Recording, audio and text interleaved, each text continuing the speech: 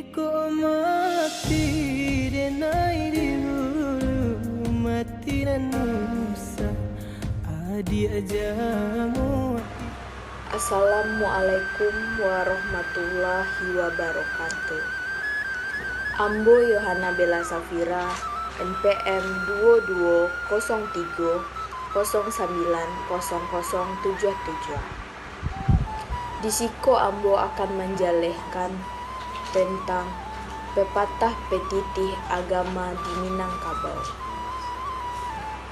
Indak mengecek bahati kusui, muko nan janiah ditampakkan. Walau harimau di dalam parui, kambiang juo nan kadikaluakan. Artinya, walau hati awak berang, cubulah untuk selalu tenang, karena Allah suko jo hamba-hambanya nan mampu menahan berang. Baranang kahulu ayah, jan lupo jorat yang lapua.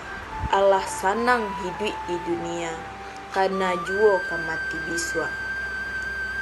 Artinya, acok katiko seseorang Allah maraso tinggi, Allah maraso nikmat di atas dunia, harato nan melimpah, pangkek nan tinggi dan sebagainya.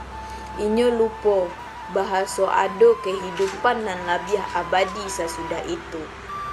Dek karano iko selalu lengkapilah diri jo amal baik dan labiah banyaklah mainge kematian. Aka hilang paham tatumbua, basarah diri pada Tuhan. Artinya, dalam hidup, masalah akan selalu datang dan pai. Adonan kete, tapi adonan gadang. Kalau masalah nan sanak hadapi itu sangatlah bare, maka basarah dirilah kepada Allah dan akan ada jalan keluarnya. Selanjutnya, pepatah petitih adat di Minangkabau. Bajalan paliharolah kaki, malie paliharolah mato.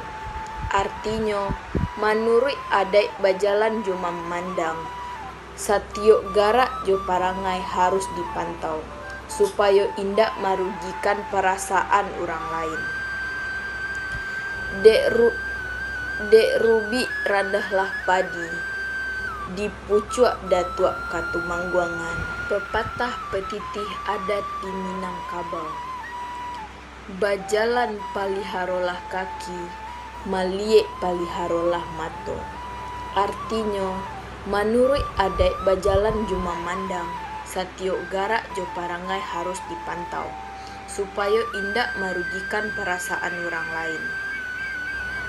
Dek ribui rambahlah padi, dicupak datuak tumangguangan.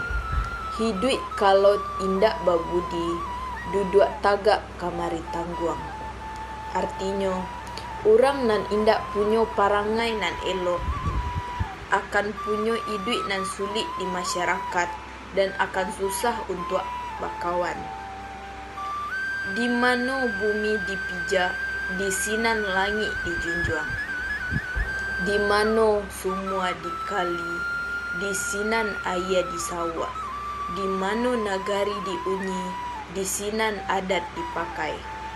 Artinya, ajaran adat Minangkabau bisa dibawa ke mana saja, asal pandai menyesuaikan diri jo masyarakat awak bersama.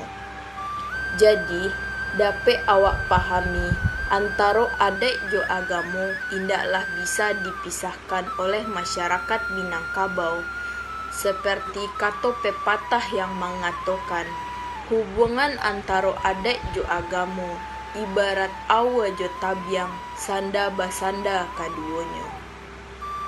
Sekian pepatah petitih adat di Minangkabau. Assalamualaikum warahmatullahi wabarakatuh.